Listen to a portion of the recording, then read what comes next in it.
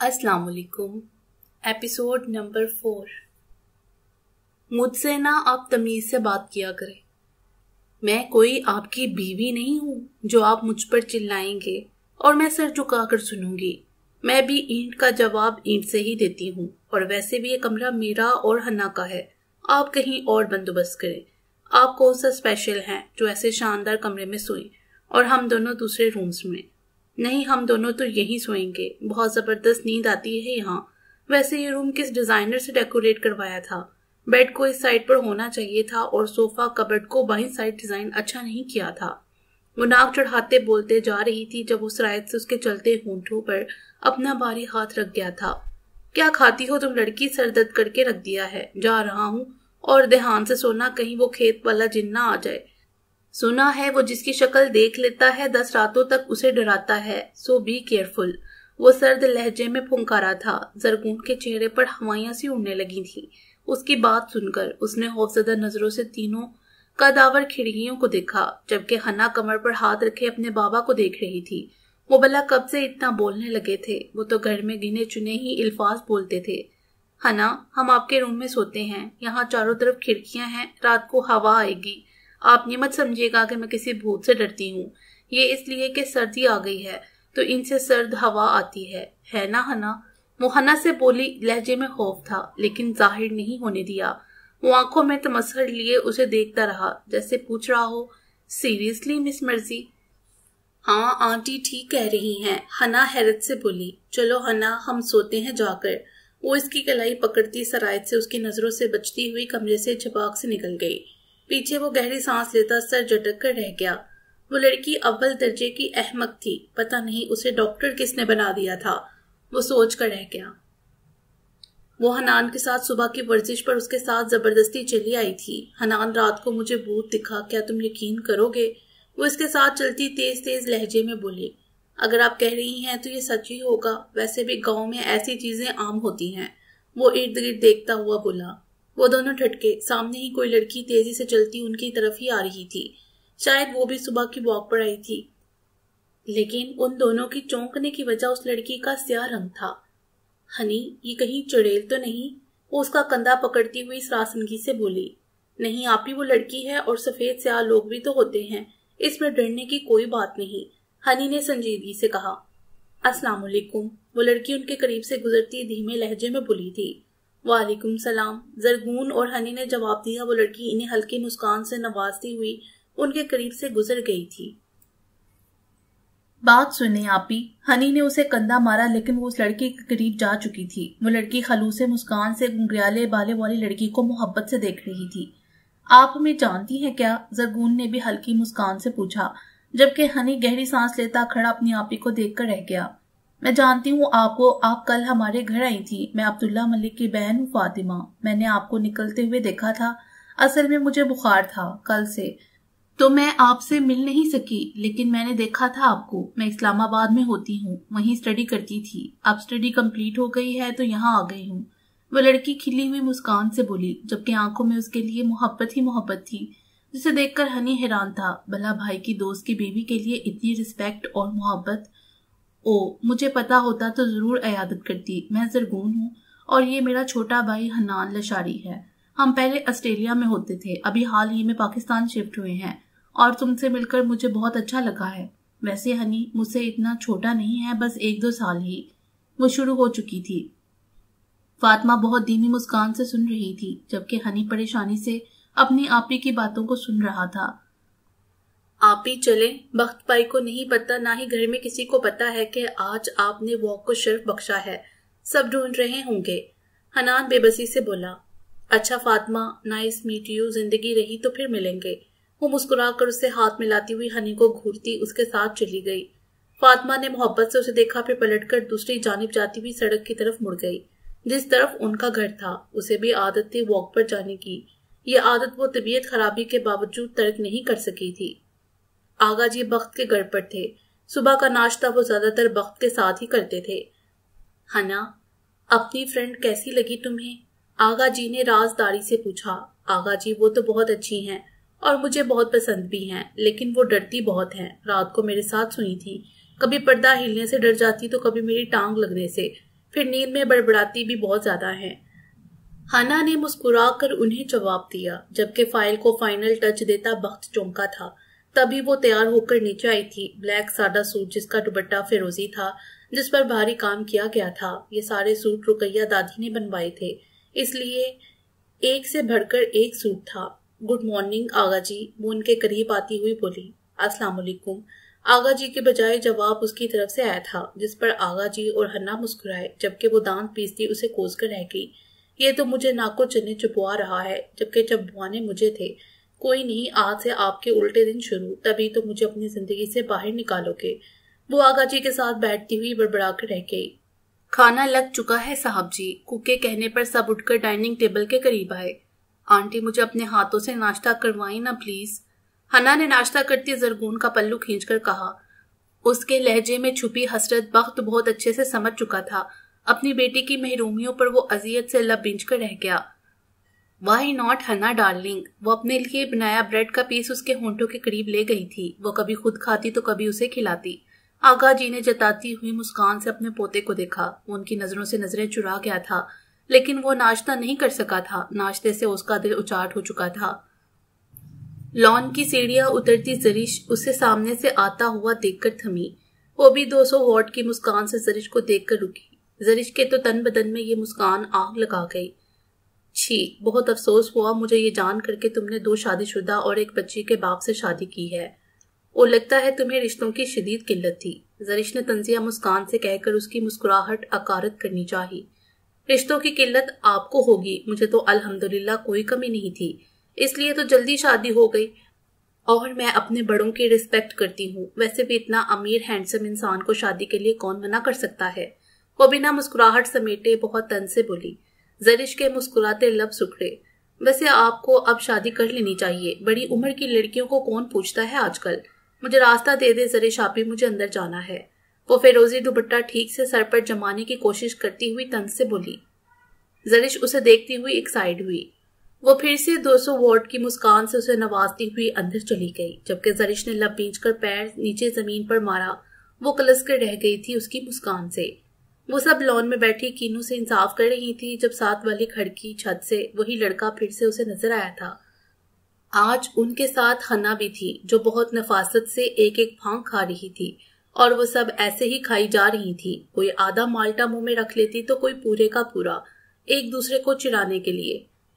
भाई साहब, ये मंगनी शुदा है, ये भी शादीशुदा है, ये भी शादीशुदा, बल्कि हम सब शादीशुदा हैं। और ये जो बच्ची है ना, ये मेरी है, तो हमें ताकने से बाज आ जाओ, किसी दूसरी साइड जाकर खड़े हो, वरना हमारे शोहर तुम्हें बहुत पीटेंगे।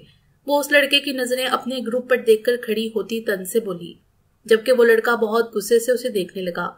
ये हमारा घर है, मैं जहां चाहूं खड़ा हूं, जिसे चाहूं देखूं, मेरी आंखें हैं, आपको क्या मसला है। वो लड़का बहुत बदतमीजी से बोला। हैं, मैं तो इसे शरीफ समझती थी, वो हैरत से बोली, जबकि वो तीनों मुस्कुराहट छुपा गई। मेरा शोहर जल्लाद है, 1 मिनट में बुलाती हूँ। वो बाहर निकलते बख्त को देखकर बोली। सुनिए, ये लड़का काफी देर से आपकी बीवी को देख रहा है, ऊपर से बदतमीजी भी कर रहा है। वो अचानक से ही बख्त से बोली थी, जिस पर मोबाइल चेक करता बख्त और छत पर खड़ा लड़का दोनों ही चौंके थे। सब लड़कियों ने भी हैरत से जरगून को देखा। बख्त ने तीखी नजरों से छत पर खड़े लड़के को देखा, जो बख्त को देखते ही वहां से रफू चक्कर हो चुका था। बख्त बहुत गुस्से से उस लड़के के घर की तरफ बढ़ा था। वो हाथ झाड़ती हुई नीचे बैठी। यार, क्या चीज हो तुम, कैसे बड़े भाई से शिकायत कर दी तुमने? जरगुल ने हैरत से पूछा। उस लड़के ने बहुत तंग किया हुआ था, हर वक्त छत पर ही पाया जाता है, कभी मुझे ताक रहा होता है तो कभी तुम्हें, कभी माला को, कभी किसी को, बस आज तो मुझे गुस्सा ही आ गया। वो माल्टा छीलते हुए गुस्से से बोली, जबकि वो चारों उस मुंह फट से इम्प्रेस हो चुकी थी। वो अब हनी को गोद में बिठाए उसे माल्टा खिला रही थी। जरगुल ने मुस्कुराती नजरों से उन दोनों को देखकर आगा जी के फैसले को सराहा था। फातिमा बच्चे, ये शहर नहीं गांव है, यहाँ एहतियात किया करो, आइंदा अगर कहीं जाना हो तो भाभी या माई को साथ ले जाना। अब्दुल्ला ने फातिमा को बहुत प्यार से समझाया। भाई, मैंने बहुत एंजॉय किया, आज इतना प्यारा मंजर था, और पता है मैंने बख्त भाई की बीवी जरगून और उनके भाई को देखा। फातिमा ने यह जिक्र चमकती आंखों से किया था। अब्दुल्ला ने गहरी सांस लेते हुए सर हिलाया, फिर उसका सर थपका। फातिमा होंठों पर हल्की मुस्कान लिए अब्दुल्ला को देखती रही। भाई, आप मुझे बख्त भाई के घर ले चलेंगे? उसने बहुत धीमे से नजरें झुकाते हुए पूछा। अब्दुल्ला ने हैरत से उसे देखा। बच्चे आपने बताया नहीं, अब आप आगे क्या करेंगी? अब्दुल्ला ने मुस्कुरा कर पूछा। वो उसकी बात इग्नोर कर चुका था। बहुत खूबसूरती से फातिमा ने गहरा सांस लेकर अपने आगे का प्लान भाई को बताया, जो उसके सर पर हाथ रखे बहुत ध्यान से सुन रहा था। वो घर आता चौंका था। घर में फुल आवाज में म्यूजिक चल रहा था। वो टटका, यहाँ भला कौन म्यूजिक सुनता था, वो भी फुल आवाज में। आवाज उसके कमरे से आ रही थी। वो कुछ सोचता हुआ जल्दी से अपने कमरे की तरफ बढ़ा। तेनू तकिया बिना नहीं रजदा, मुहल्ले विचों कूच ना करी, तेरा जाना सीने तीर वंगो वजदा, मुहल्ले विचों कूच ना करी। आवाज पूरे कॉरिडोर में जोर शोर से गूंज रही थी। उसने गहरा सांस लेते हुए एक झटके से दरवाजा खोला था। सामने एक अजीब सा मंजर था।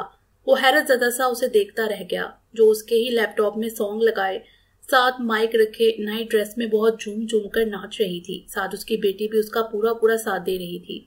वो बेड पर और उसकी बेटी जमीन पर डांस में मगन थी। हना, ये वाला स्टेप, वो हाथों को इर्द गिर्द घुमाती हुई उसे बोली। हना ने सर हिलाकर उसकी स्टेप में नकल की। वो लब बेंच कर एक झटके से लैपटॉप उठाकर नीचे फेंक चुका था। वो दोनों जहां थी वहीं साकित खड़ी रह गई। हना, मेरे बच्चे आओ, मैं आपको आपके रूम में छोड़ाऊं। वो हन्ना के करीब आता संजीदगी से बोला।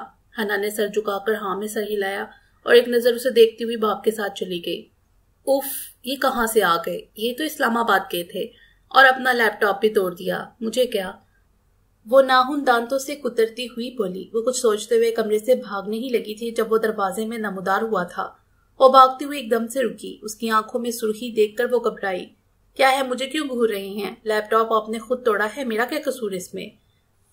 वो पीछे होते हुए पूरे इत्मीनान अंदाज में बोली। वो जूं जूं पीछे हटती जा रही थी, वो भी यूं यूं उसके करीब हो रहा था, जिससे वो घबराई थी। वो कुछ बोल भी नहीं रहा था। क्या है, मेरे करीब क्यों आ रहे हैं? और कुछ बोल भी नहीं रहे। चुप का फास्ट रख लिया है क्या? खबरदार, अगर मुझे फेंकने से या किसी और चीज से उल्टा लटकाया तो या मुझे मारा डांटा, मैं वो रोना धोना मचाऊंगी कि याद रखेंगे आप। वो गुस्से से बोली। वो कमर पर हाथ रखे उसे देखता रहा। अंदाज में बहुत सर्दपन था। आंखों में सुर्ख डोरे बड़े वाज़िह थे।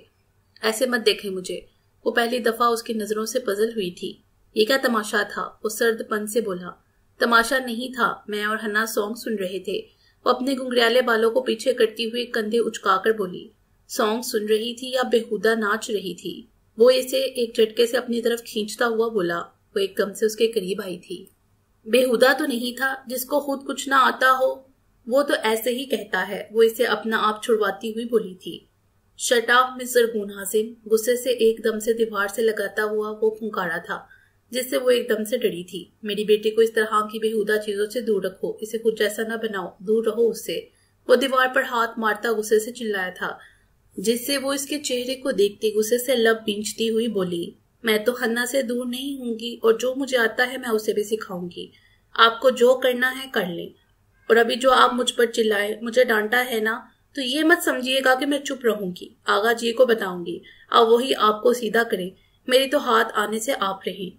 वो इसके नजदीक होती गुस्से से बोली, जिस पर वो गुस्से से खोल कर रह गया। मेहरबानी होगी तुम्हारी, मेरी जिंदगी से चली जाओ। मुझे और मेरी बेटी को किसी तीसरे की जरूरत नहीं है, समझी? जब से आई हो जीना हराम कर रखा है। लड़की नहीं सर दर्द हो तुम। पता नहीं कैसे तुम्हें लोग बर्दाश्त करते हैं। अब तमीज के दायरे में रहना, वरना मुझसे बुरा कोई नहीं होगा। गुस्से से कहकर वो रुका नहीं था, तेज कदमों से बाहर की तरफ चला गया, जबकि वो खुले मुंह से अपनी बेइज्जती होती देखती रही। तुम्हारे साथ रहता कौन है? मेरी ही मत मारी गई थी जो तुमसे निकाह कर लिया और यहाँ रह लिया, लेकिन अब और नहीं, मैं नहीं रहूंगी तुम्हारे साथ। Enough is enough. गुस्से से कहकर वो भी बाहर की तरफ बढ़ी। वो गार्डन में बैठा था, चाय का मग लेकर। नजरों में संजीदगी थी तो दिल में हालीपन। वो चाय का सिप लेता हुआ चौंका। वो उसकी तरफ ही आ रही थी। चेहरे पर गुस्से वाले तासुरात बहुत नुमाया था। उफ, वो उकताहट से उसे देखता रहा, जो अब बिल्कुल सामने आन खड़ी हुई थी। तलाक दे मुझे अभी के अभी। खुदा का खौफ ना आया आपको एक दोशीजा से निकाह करते हुए? कब्र में टांगे हैं आपकी। अल्लाह अल्लाह करने के दिन थे आपके। 2 शादियां मुक्ता कर बड़े मियाँ को फिर से निकाह का शौक चढ़ आया। वाह भाई वाह। और अगर मुझ जैसी मासूम लड़की ने कर ही लिया है तो 100 ताने मिल रहे हैं मुझे भी। कोई शौक नहीं आपके साथ रहने का। गुस्से से नाक के नथने फुलाती कमर पर हाथ रखे वो सख्त नफरत से सामने बैठे वजूद को देख रही थी, जो हाथ में कॉफी का मग पकड़े गार्डन में रखी चेयर पर टांग रखे बैठा उसे स्पॉट नजरों से देख रहा था। शट अप, वो गुस्से से यही कह सका था। शट अप मैं भी कह सकती हूँ, लेकिन आपकी उम्र का लिहाज है, वरना अभी अगर मैं ऑस्ट्रेलिया में होती तो आपको अंदर करवा चुकी होती। बेहतरी इसी में है, तलाक दें, बाकी घर वालों को मैं खुद देख लूंगी, उनकी टेंशन मत लें बड़े मियाँ। कमर पर हाथ रखकर गर्दन अकड़ा कर कहा गया था, बल्कि बड़े मियाँ पर तो खासा जोर दिया गया था, जिस पर अजलान वक्त लाशारी को खूब तब चढ़ी थी। भला ऐसे कब किसी ने उनसे बात की थी, पर यह लड़की इंतहाई बदतमीज थी और ऊपर से नक चढ़ी। मुझे तुम में जरा भी इंटरेस्ट नहीं ज़रगुन आज़िम, अब यहाँ से अपनी शक्ल गुम करो, दिमाग मत चाटो मेरा, बहुत गुस्से से कहा गया था। ना जी ना, मैं यहाँ से तब तक नहीं हिलूंगी और ना ही आपको हिलने दूंगी जब तक आप मुझे तलाक नहीं दे देते। ज़रगुन आज़िम ने बड़े रिलैक्स अंदाज में उसे तपाया था। वो गुस्से से एकदम से खड़ा हुआ था, व्हाइट शर्ट नीचे ब्लैक पैंट पहने, स्लीव्स हमेशा की तरह कोनियों तक मोड़े, वो अपने खूबसूरत तीखे नकूश से उस बदतमीज लड़की को देख रहा था। चेहरा स्पॉट था लेकिन आंखें सुर्ख हो चुकी थी। वो एक दो पल के लिए डरी थी उसका सुर्ख होता चेहरा देखकर, लेकिन फिर अपने डर को कहीं दूर भगाती फिर से वो अपने पुराने मूड में आ चुकी थी। मुझे किसी पागल कुत्ते ने नहीं काटा जो बूढ़े नकचढ़े इंसान को शोहर मान लूं, जिसकी पहली 2 शादियां हो चुकी हैं और एक 8 साल की बेटी भी है। वो तो अगर डैड और हनान ज्यादा जोर ना देते तो मेरे तो फरिश्ते भी आपसे कोसों दूर भागते। शादी तो दूर की बात थी, सारे घर वालों को डरा कर रखा हुआ है। जालिम ने वैसे भी ऑस्ट्रेलिया में मेरे 3-4 अफेयर्स थे जिनसे मैं सीरियस थी। वे भी गुंगरियाले बालों की ऊंची पोनी बनाए, जीन्स पर ब्लैक शॉर्ट फ्रॉक पहने वो इसके स्पॉट चेहरे को ही देख रही थी, जिनमें नफरत के तासुरात बड़े वाजिया फैले थे। उसकी बात सुनकर वो दिल ही दिल में मुस्कुराई, यही तो वो चाहती थी। तुम जैसी लड़की को तो मैं अपनी वीव का दर्जा देना मौत के बराबर समझता हूँ, समझी तुम। मैं अजलान बख्त लशारी वल्द हकान लशारी अपने होशो हवास में तुम्हें। बख्त पीछे से आती आगा जी की पुकार पर वो साकित हुआ था। साकित तो ज़रगून भी हो गई थी, वो तो समझी थी आगा जी घर पर नहीं, लेकिन ये अचानक कहाँ से टपक पड़े थे। वो झुंझला कर रह गई। बख्त तुम अपने होश में तो हो। आगा जी की ऊंची आवाज पर सारा लाशारी घर मिनटों में गार्डन में जमा हुआ था। सारे घर वाले इन दोनों को ही देख रहे थे। ज़रगून ने तो मासूम सा मुंह बनाया हुआ था, जबकि अजलान बख्त लाशारी बहुत गुस्से में आगा जी को देख रहा था। सॉरी आगा जी, मैं हर बार आपकी बात नहीं मान सकता, मैं इस बेजोड़ रिश्ते के साथ मजीद नहीं चल सकता, सर झुकाए स्पॉट लबो लहजे में कहा गया था। बख्त आगा जी फुंकारे थे। जवाबन वो होंठ भींच गया। ये किस लहजे में तुम हमसे बात कर रहे हो? हमने बाबा बनकर पाला है तुम्हें, उसका ये सिला दे रहे हो तुम हमें? माँ तुम्हारी तुम्हें 1 साल का रोता बिलकता हुआ छोड़ गई थी और बाप दूसरी शादी करके तुमसे गाफिल हो गया। किसने तुम्हें पाला, किसने तुम्हारा ख्याल रखा? हमने रखा। तुम्हें अपने बेटों से ज्यादा चाहा है और आज तुम मुझे आंखें दिखा रहे हो। आगा जी बहुत गुस्से से बोले थे। वो जवाबन होंठ पीछे बहुत जब्त से उन्हें देखता हुआ बाहर निकल गया। घर के बाकी अफराद उसकी पुश्त को देखते रह गए, जो बिना अपनी गाड़ी लिए घर से पैदल ही बाहर निकल गया था। ज़रगून, मेरे कमरे में आओ, आगा जी स्पॉट अंदाज में कहते हुए अपने कमरे की तरफ बढ़ गए। ज़रगून ने रोने वाला मुंह बनाकर अपने भाप को देखा, जो बहुत गुस्से से घूर रहे थे। अब बचकर दिखाओ, शाज़िम मुस्कुराते हुए कहता बाहर निकल गया था। ज़रगून, मैं तुम्हें एक चैलेंज देता हूँ। कुछ देर बाद जब वो आगा जी के कमरे में आई तो उन्होंने संजीदगी से उसे देखते हुए कहा। आगा जी की बात पर सर झुकाए खड़ी ज़रगून ने हैरत से उन्हें देखा। कैसा चैलेंज? वो सवालिया अंदाज लिए हुए हैरत से बोली। जवाबन आगा जी बहुत पुरस्कारियत से मुस्कुराए। 2 माह तक तुम्हें अजलान बख्त के साथ रहना होगा, बिना तलाक का मुतालबा किए। 2 माह बाद अगर तुमने हमें आकर तलाक का कहा तो आई प्रॉमिस यू ज़रगून, मैं तुम्हें अजलान के साथ जुड़े रिश्ते से आजाद करवा दूंगा। आगा जी हनूज संजीदगी से ज़रगून को गौर से देखते हुए बोले, जबकि वो परेशानी से उन्हें देखे गई। आप सच कह रहे हैं? 2 माह बाद आप मुझे उस जल्लाद, मेरा मतलब है उनकी कैद से रिहाई दिलवा देंगे? वो जो जल्लाद कहने लगी थी आगा जी के घूरने पर जल्दी से तो सीखी। बिल्कुल सच। अब जाओ अपने घर, लेकिन इस बात का किसी को बताना मत। ये बात हमारे और तुम्हारे दरमियान रहेगी। भूले से भी अजलान को मत बताना। वो खड़े होते हुए बोले। वो सर हिलाकर जल्दी से मुड़ती हुई उनके कमरे से निकल गई। पीछे आगा जी गहरी सांस लेते स्टडी रूम की तरफ बढ़ गए। हनान, मेरे भाई, मुझे छोड़ आओ ना, मुझे हॉस्पिटल से कितनी कॉल्स आ रही हैं। वो रात हन्ना के रूम में रही थी। बख्त को उसने अपनी शक्ल तक नहीं दिखाई थी। सुबह की वॉक पर वो हनान के साथ निकल आई थी। आप अजलान भाई से पूछ ले, मैं आपको छोड़ आऊंगा। क्यों? मैं अपनी मर्जी की मालिक हूँ, मैं हॉस्पिटल जरूर जाऊंगी। मैंने कोई डॉक्टरी घर बैठने के लिए नहीं पढ़ी थी। वो गुस्से से बोली। आपी, मेरे कहने का मकसद था वो आपके शोहर हैं, उनसे पूछ कर ही मैं आपको छोड़ने जा सकता हूँ ना। मैं कब कह रहा हूँ आप अपनी मर्जी मत से इस्तेमाल करें। वैसे भी आपने कौन सा उनकी सुननी है, वो शरारत से बोला, जिस पर वो नाक चढ़ा गई। तभी वो दोनों रुके थे। मुहालिफ सिमत से फातिमा आती हुई दिखाई दी थी। पीछे एक दरमियानी उम्र की औरत भी थी, शायद वो मुलाजमा थी। वो लाइट ग्रीन सूट पहने, ऊपर बड़ी सी काली चादर लिए, हल्की मुस्कान से उनके करीब आ रुकी थी। अस्सलाम वालेकुम, वो धीमी मुस्कान से बोली। वालेकुम सलाम, वो दोनों बहन भाई एक साथ बोले थे। आप लोग कभी हमारे घर आए ना, मैं आपको चाय पिलाऊंगी, अपने हाथों की बनी हुई। मेरे भाई कहते हैं मैं बहुत जबरदस्त चाय बनाती हूँ। वो बहुत हलूस से बोली थी, जिस पर ज़रगून ने तो एकदम से उसे अपने गले से लगाया था, जिस पर हनान हैरत ज़दा सा रह गया था, जबकि फातिमा मुस्कुराई थी। हम जरूर आएंगे, ऐसा करो तुम आज हमारे साथ चलो, हमारा घर तो ज्यादा दूर भी नहीं है। मेरे भाई जैसी चाय तुम शायद ही कोई बनाता हो। वो फहर से हनी को देखते हुए बोली। हनान ने अपनी बहन को जबरदस्त घुड़ी से नवाजा था, जिसे वो इग्नोर कर गई थी। फातिमा फीकी सी मुस्कान से मुस्कुराई। मैं फिर कभी चलूंगी, असल में घर से निकले काफी देर हो चुकी है, तो भाई परेशान हो रहे होंगे। इजाजत दीजिए, जिंदगी रही तो फिर मुलाकात होगी। वो संजीदगी से कहती हुई बिना इन बहन भाई को देखे आगे बढ़ गई, जबकि वो दोनों पुरसोच नजरों से फातिमा को जाते हुए देखने लगे। आपी, ये लड़की मुझे कोई मिस्ट्री लगती है, जैसे कुछ हो ये जो हमसे छुपा रही है, हनान ने पलटते हुए कहा। हाँ, और मुझे ये बहुत मासूम लगती है। एक और बात, मुझे लगता है ये इस रोड पर जानबूझकर आती है। हालांकि उनकी हवेली को दूसरा रोड जाता है और वो साइड सुबह की वॉक के लिए बेस्ट है। वो भी कुछ सोचते हुए बोली। हनान उसकी गर्दन में बाजू कसता मुस्कुराया। मेरी आपी अजलान बख्त के साथ रहकर तो बहुत जीनियस हो चुकी हैं। वो शरारत से कहकर रुका नहीं था, भाग गया था। हनी के बच्चे, तुम्हें छोड़ूंगी नहीं मैं, वो पैर पटकती हुई गुस्से से बोलती उसके पीछे भागी थी। हा हा हा, आप ही पहले पकड़े तो फिर मुझे छोड़िएगा मत। आप मेरे जितना फास्ट कभी नहीं भाग सकती। वो शरारत से उसे चिढ़ाता हुआ और तेज भागने लगा था। क्यों नहीं भाग सकती? तुम्हें तो मैं तीर की तरह सीधा कर दूंगी। अजलान भाई, ये अजलान भाई वो। उसकी नकल उतारती वो भी और तेजी से भागने लगी थी। अजलान भाई आपको सीधा करेंगे, थोड़ा सब्र कर ली। वो भी इसे चिढ़ाने से बाज नहीं आ रहा था। तुम्हारे अजलान भाई को मैं सीधा करूंगी, देख लेना तुम।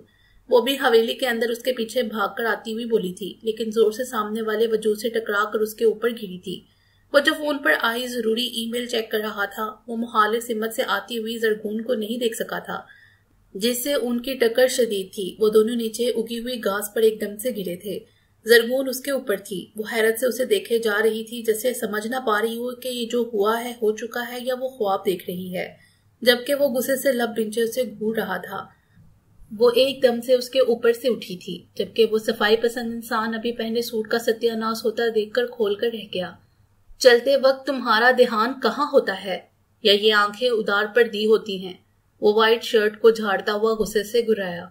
मैं क्यों उधार दूंगी? आपको तो खुद कुछ नहीं दिखता और इल्जाम दूसरों पर लगा देते हैं। मुझे डांटने की जरूरत नहीं। वो कमर पर हाथ रखती हुई गुस्से से बोली। वो होंठ भींच गया। आप ही अभी आप अजलान भाई को तीर की तरह सीधा करने का कह रही थी, क्या मैं उसे सच समझूं? हनान अचानक से ही किसी दरख्त के पीछे से बोला था। वो घबराई थी, जबकि अजलान बख्त ने तन से उसे देखा।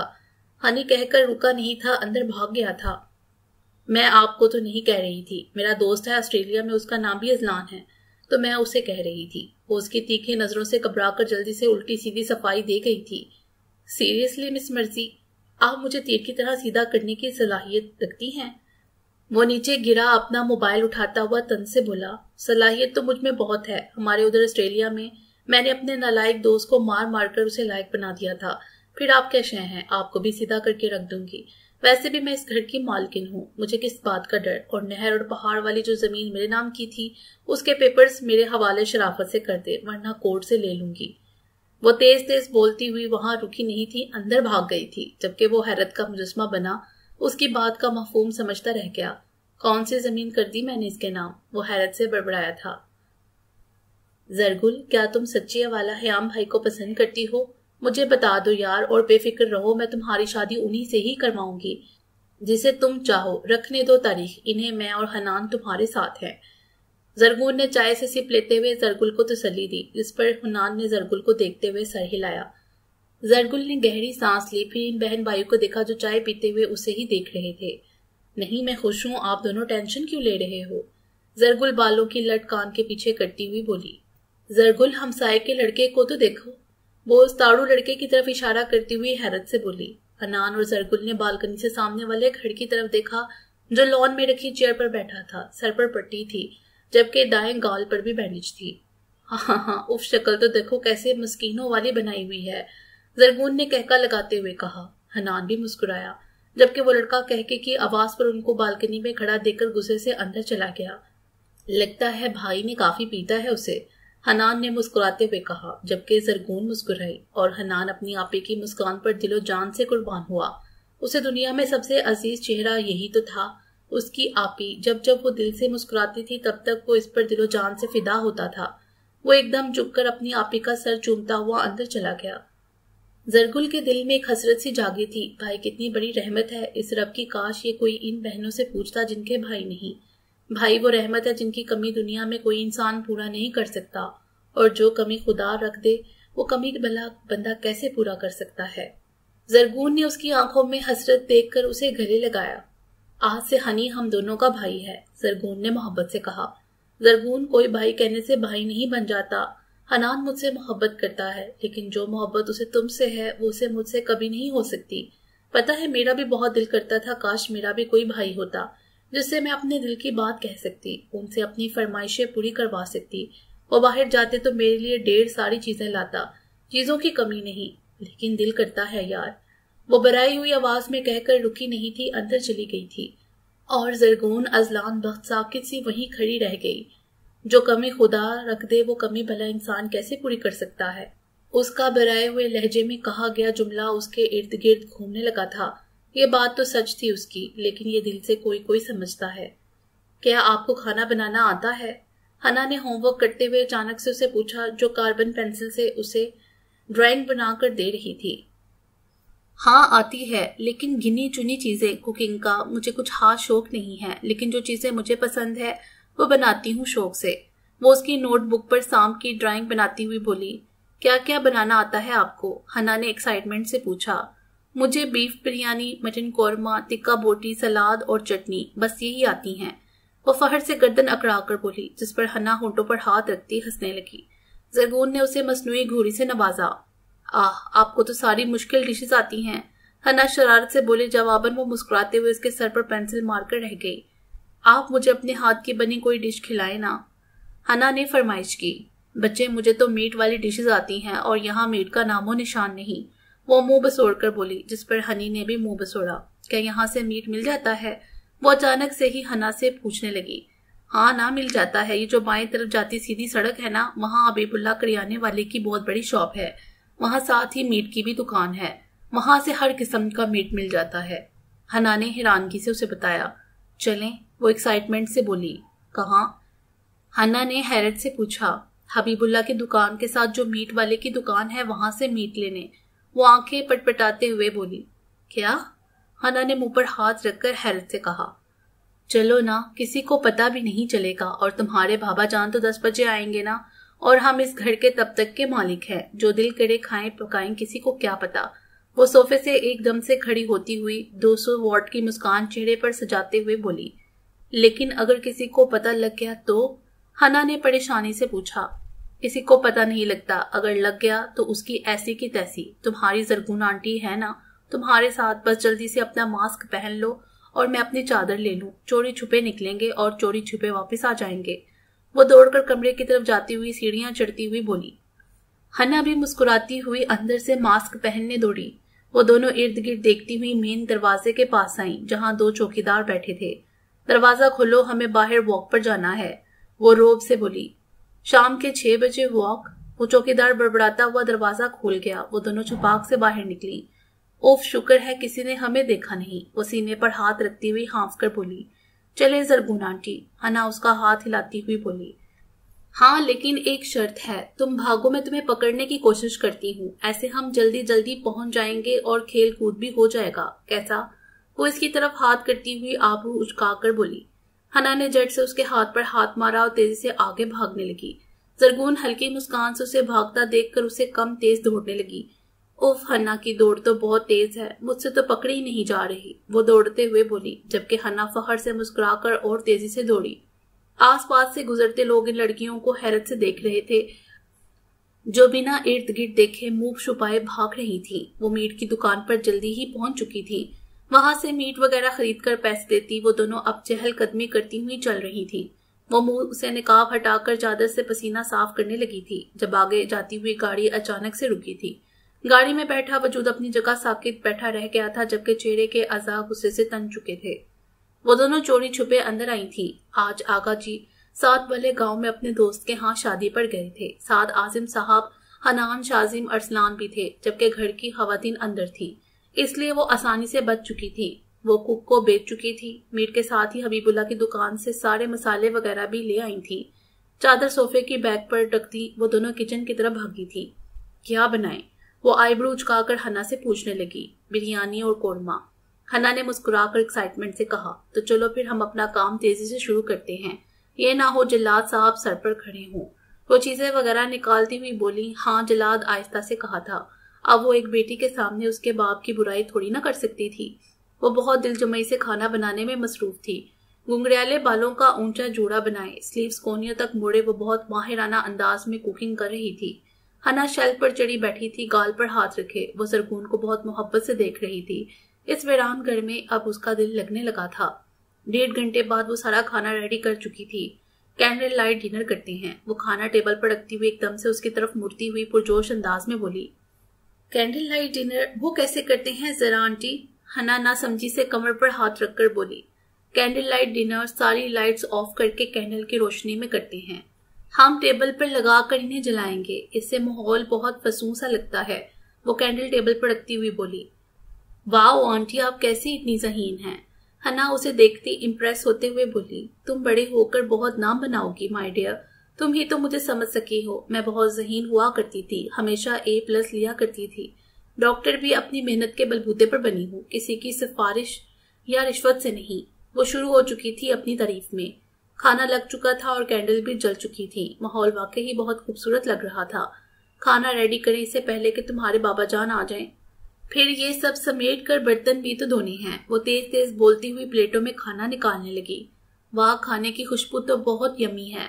हन्ना खाने को देखती पुरजोश लहजे में बोली। जब वो मुस्कुराई, खाना खाती इधर उधर की बातें भी कर रही थी, जबकि जर बीबी तो स्टार्ट थी और हन्ना खाना खाते उसके बातें कहके पर कहके लगाते हुए सुन रही थी। सामने खड़े वजूद को देखकर हन्ना के हाथ से चम्मच छूटकर उसकी प्लेट में जा गिरा था। वो हरासा होकर जरगून को देखने लगी, जो खाना खाने के साथ साथ बातों में भी मगन थी, जबकि वो वजूद एक हाथ पॉकेट में घुसाए बड़ी संजीदगी से अपनी बेटी और बीवी को देख रहा था। आंटी, बाबा जान, हन्ना उसे हिलाते हुए परेशानी से बोली। तुम्हारे बाबा जान अभी नहीं आएंगे, वो रात देर तक आएंगे। दरवाजा भी लॉक है। तुम बार बार उनका जिक्र करके मूड मत खराब। नाक चढ़ाकर बोलती हुई वो सामने देखते फिर से बोलती एकदम से चुप हुई थी। वो एकदम से मुस्कुराई थी और ये मुस्कुराहट कितनी ऊपरी थी ये दोनों बाप बेटी जानते थे। हन्ना ने बेचारा सा मुंह बनाकर जर को देखा और जरगून ने उसे। वो बिना कुछ कहे धीमे कदमों से चलता हुआ डाइनिंग टेबल के नजदीक आ गया। जरगून ने खुश्क गले को थूक निकलकर तर्क किया। वो बहुत संजीदगी से टेबल पर सजी हुई डिशेस को देख रहा था। जरगून खुद को जी भरकर कोस कर रह गई। मेरे सितारे ही गर्दिश में है, किसी और को इल्जाम क्या दूं? वो लब बींच कर आहिस्ता से बड़बड़ाई। बाबा, ये खाना हमने घर में नहीं बनाया। हन्ना ने उसे सफाई पेश करनी चाहिए, जबकि जरगून ने सर पीट लिया। तो फिर कहाँ से आया? वो धीमे से बोला। नजरें जरगून पर थी, जिसने एकदम से सारे दांतों की नुमाइश की थी। ये हमने घर पर नहीं बनाया, हन्ना सच कह रही है। ये तो मोहल्ले के घर से आया था।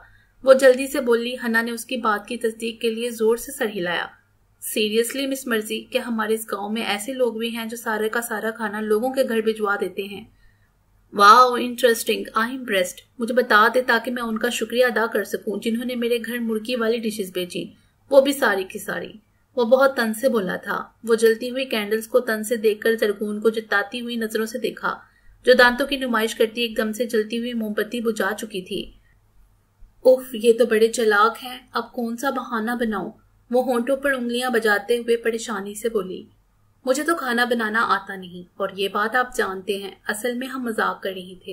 ये खाना हनी ने शादी वाले घर से भिजवाया है, मैंने ही उसे रिक्वेस्ट की थी तो सो वो दे गया, जरगून ने पुरजोश अंदाज में कहा और खुद को गायबाना शाबाशी की थपकी दी। हना ने हैरत से जरगून को देखकर अपने बाप को देखा जो संजीदगी से सर हिला रहा था, लेकिन साफ नजर आ रहा था कि वो इसके झूठ को पकड़ चुका है। हना, डिनर करके सो जाना, गुड नाइट। वो बेटी के करीब आता आहिस्ता से उसका माथा चूमकर कहता बिना उसे देखे सीढ़ियां चढ़ गया, जबकि वो दोनों हैरत से एक दूसरे को देखती रह गईं। ये तूफान बिना बरसे कैसे गुजर गया समझ नहीं आ रहा। वो हैरत से बड़बड़ाई, जबकि हना ने भी शदीद परेशानी से कंधे उचकाए। हना, चलो हम अपना डिनर स्टार्ट करें। वो बुझाई मोमबत्ती को फिर से जलाती हुई पुरजोश अंदाज में बोली। वो जल्दी जल्दी खाना खा रही थी जैसे उसके फिर से आने का खदशा हो। सारा खाना डब्बों में डालकर फ्रिज में रखती, बर्तन सिंक में रखती, वो हाथ मुंह धोकर उसके कमरे में आई। वो चेंज कर चुका था, सोफे पर आरामदेह हालत में बैठा, गोद में लैपटॉप रखे वो तेजी से कुछ टाइप कर रहा था। मीट कहाँ से आया था? बिना उसे देखे वो स्पॉट अंदाज में बोला। वो साकित हुई। क्या मतलब कहाँ से आया था? बताया तो था, हनी ने शादी से पैक करवा कर भेजा था। उसने बिना अटके बहुत फखर से बताया था। जवाबन वो बहुत संजीदगी से उसे देखता रहा, आंखों में बहुत तीखापन था। उफ, ये तो जान ही नहीं छोड़ेंगे। वो बेड पर लेटकर कंबल खुद पर अच्छे से ओढ़ती हुई बोली। बर्तन धोए जिनमें खाना बनाया था? वो संजीदगी से लैपटॉप पर नजरें जमाए उससे बोला। मुंह पर कंबल ओढ़े लेटी जरगून झट से उठ बैठी थी। वो साकित नजरों से उसे देख रही थी, जिसने तीखी नजरों से उसे फक होते चेहरे को देखा था। बर्तन धोकर आओ। वो उसे अपनी जगह पर हनूस जमे देखकर अपनी जगह से खड़ा होता हुआ बोला, जबकि उसका मुंह अब रोने वाला बन चुका था। पक्का ये जिन है जो हम इंसानों के बीच हमारा खून खुश्क करने के लिए मौजूद हैं। वो गुस्से से बड़बड़ाई, लेकिन वो सुन चुका था क्योंकि वो पास जो रुका था। मिस मर्जी, किचन में चले। वतन से हाथ पॉकेट में घुसाता हुआ बोला। नजरें उसके चेहरे पर ही थी जो नाक मुंह चढ़ाए उसे ही देख रही थी। मैं नहीं दूंगी, मुझे बर्तन धोना मौत के बराबर लगता है। मैं नहीं दूंगी, चाहे कुछ भी कर। वो गुस्से से कह रही थी जब वो एक झटके से उसे कमर से पकड़कर गोद में उठा चुका था। जरगून ने हैरत से आंखें फाड़े उसे देखा जो बिना उसे देखे उसे लिए कमरे से बाहर निकल गया था। छोड़े मुझे क्यों उठाया है? मैं कोई काम नहीं करूंगी, चाहे कुछ भी कर ले। वो इसकी मजबूत गिरफ्त में मचलते हुए चिल्लाई थी। वो इसका बिना कोई वाल वेला सुने उसे किचन में ले आया था। सिंक बर्तनों से बड़ा पड़ा था, शेल्फ पर मसाला जात के डब्बे बिखरे पड़े थे। जरगून को जमीन पर खड़ा करता वो तीखी नजरों से उसे देखने लगा, जो शर्मिंदा सी होती अपनी जुबान को कोस कर रह गई, जिसे आज मजे लेने थे। सुबह मुलाजमा साफ कर देगी। मैं तो नहीं दूंगी, मेरे हाथ खराब हो जाते हैं। मैं तो उधर ऑस्ट्रेलिया में भी नहीं धोती थी, चाहे कुछ भी हो जाए। वो कंधे उचकाती हुई लापरवाही से बोली। वो चौंकी। उसे पॉकेट से मोबाइल बाहर निकालता देखकर, जो बर्तनों से बड़े सिंक की पिक बनाता अब फ्रिज में से डब्बे निकालता इनमें बड़ी चीजों की पिक बना रहा था। वो थूक निगलती उसे ना समझी से देखने लगी। अगर इतना ही दिल कर रहा है तो खा लें, पिक बनाकर से सेव करके रखने का फायदा। वो गुस्से से बोली। ये पिक्स मैं आगा जी को सेंड करने लगा हूँ। वो बड़े रिलैक्स सा बोला, जबकि वो साकित हुई। आगा जी को पिक भेजना मतलब शामत पक्की। मैं धोने लगी हूँ, और मैं ये डर की वजह से नहीं, मुझे खुद गंदगी नहीं पसंद, इसलिए धोने लगी हूँ। किसी कुछ फहमी में मुब्तला होने की जरूरत नहीं, समझे आप? वो कमीज की स्लीव्स कोहनियों तक मोड़ती हुई गुस्से से बोली। वो बिना कुछ बोले संजीदगी से हाथ सीने पर बांधे किचन के दरवाजे से टेक लगाए खड़ा हो गया। वो मुंह ही मुंह में बड़बड़ाती हुई बर्तनों को साफ करने में जुट गई। किस्मत ही खराब थी जो इस शख्स के साथ निकाह कर लिया। मेरे तो सितारे ही गर्दिश में हैं। बड़ा चालाक है, हर चीज पर नजर होती है। वो बर्तन धोती साथ साथ उसे कोसने में भी मसरूफ थी। अच्छे से वॉश करो, वो संजीदगी से बोला। मेरी मर्जी, मुझे जैसे आते हैं वैसे ही दूंगी। इतना खाया नहीं था जितना बर्तन वॉश करवा कर निकलवा लिया है। मैं कोई मुलाजमा हूँ, ऐसे ही दूंगी। बात ना करे मुझसे तो बेहतर होगा। वो इसकी तरफ पलटती गुस्से से बोलकर फिर से बर्तनों को रगड़ रगड़ कर धोने लगी थी। आए बड़े हुक्म चलाने वाले, वो तो नक्कर बोली, जबकि उसके होंठों के किनारों पर हल्की सी मुस्कुराहट झलकी थी, जिसे वो ना महसूस तरीके से छुपा गया। वो सारा किचन उसे साफ करवा कर ही वहां से टल्ला था, और वो गुस्से से बड़बड़ाती रह गई थी। मेरा तो आज का दिन ही खराब था। पता नहीं सुबह सुबह किसका मुंह देखा था। खैर देखा तो आपका ही देखा था। वो बुलंद आवाज में उसे सुनाती हुई छपाक से कंबल अपने चेहरे पर ले गई, जबकि वो सर झटक कर स्टडी रूम में चला गया। शहबाज लब बिंचे लाउंज में बैठा था। पहली बार कोई लड़की पसंद आई थी, वो भी हाथों से गई। वो मेज पर मुक्का बरसाता हुआ फुंकारा। उफ, कैसे इस दिल को काबू करूं? मैं उस अजलान बख्त को खुद पर सबकत ले जाने नहीं दूंगा। कुछ ना कुछ तो मुझे करना ही होगा। वो कैसे उसे निकाह कर सकता है? छोड़ूंगा नहीं मैं तुम्हें अजलान बख्त, वो नफरत से चिल्लाया। फातिमा हनान को अकेला देखकर मायूस हुई। अस्सलाम वालेकुम। हनान ने उसे वहीं खड़ा देखकर आज सलाम में पहल की थी। वालेकुम सलाम। आज जरगून आपी नहीं आई, वो हैरियत से तो है ना?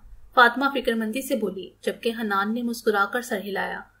हाँ अल्हम्दुलिल्लाह ठीक है, वो सो रही थी तो मैंने उन्हें डिस्टर्ब करना जरूरी नहीं समझा। हनान संजीदगी से उसका चेहरा देखता हुआ बोला। वो इसकी नजरों को अपने चेहरे पर जमा देखकर सर हिलाती हुई जल्दी से पलटी। बात सुने, वो एकदम से बोला था। फातिमा रुक गई। जी। उसे चुप देखकर वो बोली थी। कुछ नहीं, वो सर झटक कर कहता हुआ उसके पास से गुजर गया, जबकि फातिमा ने हैरत से उसे जाते देखा था। जब कोई बात नहीं थी तो रुकने का क्यों बोला? वो खुद से कहती हुई चलने लगी। वो एकदम से रुकी थी सामने से आती ब्लैक रोला और उसमें बैठा वो शानदार शख्स। फातिमा की आंखें एकदम से मुस्काईं, बल्कि अनोखी चमक से लबरेज हुई। अजलान बख्त ने उसे देखकर ड्राइवर से कहकर गाड़ी को ब्रेक लगवाए। वो दौड़कर उसकी गाड़ी के नजदीक आई। होंठों पर मुस्कुराहट सजाए वो बहुत प्यार से उसे देख रही थी। फातिमा इस टाइम यहाँ क्या कर रही हो? वो संजीदगी से बोला, साथ ही गाड़ी का डोर उसके लिए खुला। वो गाड़ी में बैठती मुस्कुराई। मैं वर्जिश करने आई थी, वो धीमे लहजे में बोली। आप ठीक हैं? वो इसके चेहरे को देखती हुई बोली। हाँ अल्हम्दुलिल्लाह, बुखार उतरा है तुम्हारा? वो इसके चेहरे को देखता हुआ बोला। वो मासूमियत से सर हिलाती हुई इसके चेहरे को देखे गई। फातिमा, घर आ गया है तुम्हारा, वो अब्दुल्ला के घर के आगे गाड़ी रुकवाता हुआ बोला। क्या ये मेरा घर है? वो इसे देखती हुई बोली थी, जिस पर वो नजरें चुराता हुआ सामने देखने लगा। फातिमा के सामने चेहरे पर जर्दी सी छाई थी। वो इसे देखती हुई गाड़ी से उतरकर बिना उसे देखे अंदर भाग गई। उसकी आंखों में नमी थी जिससे वो गाफिल नहीं था। गहरी सांस लेता, आंखों पर ब्लैक गॉगल्स लगाता वो ड्राइवर को गाड़ी स्टार्ट करने का बोलता हुआ बाहर देखने लगा। चेहरे के तासुरात स्पॉट थे, जबकि आंखों में वीरानी। जरगून सुबह के 9 बजे उठी थी, तब तक वो जा चुका था। बिखरे बाल सुलझाती वो वॉशरूम में चली गई। फ्रेश होकर वो नीचे आई। हना भी हाथों के प्याले में चेहरा रखे शायद उसी के इंतजार में थी। गुड मॉर्निंग मामा, हना ने अपनी जगह से खड़े होते हुए पुरजोश अंदाज में कहा। मामा किसे बोला आपने? जरगून हैरत से बोली। आपको। आगा जी और हन्नान मामू कह रहे थे जरगून आपकी मामा और हन्नान मेरे मामू। वो एक्साइटमेंट से बोली। ये आपको आगा और हन्नान ने बोला है? वो हैरत से बोली। हाँ, पहले आगा जी ने, फिर हन्नान मामू ने बोला। आई एम सो हैप्पी आप मेरी मामा हैं। वो कहते ही उसकी टांगों से लिपट गई, जबकि जरगून साकित सी रह गई। वो इसे ये भी ना कह सकी कि मुझे मामा मत बोलो। वो इसके चेहरे की खुशी और आंखों में छाई चमक गंवाना नहीं चाहती थी। अक्सा फ्रिज में जो खाना है हमें ओवन में गर्म कर दो, हम आज वही खाएंगे। क्यों हना? वो हना को ऊपर उठाती हुई मुलाजमा से बोली। जी अच्छा मामा, हम बाहर खाना खाएं? हना ने मुस्कुरा कर पूछा। अरे यार, मरवाओगी क्या? वहां अगर हमें किसी ने ये खाना खाते देख लिया तो हमारी हड्डी पसली एक कर देंगे आगा जी, इसलिए छुप कर खाकर बाहर जाकर बैठते हैं। वो मुस्कुराकर उसे कहती हुई उसे डाइनिंग टेबल के गिर्द रखी चेयर पर बिठाती खुद भी उसके साथ वाली चेयर पर बैठी। आधे घंटे बाद वो दोनों बाहर लॉन में बैठी थी। जब इन दोनों को देखकर जरगुल, माला, हुमा और मलिहा भी वहीं आ गई।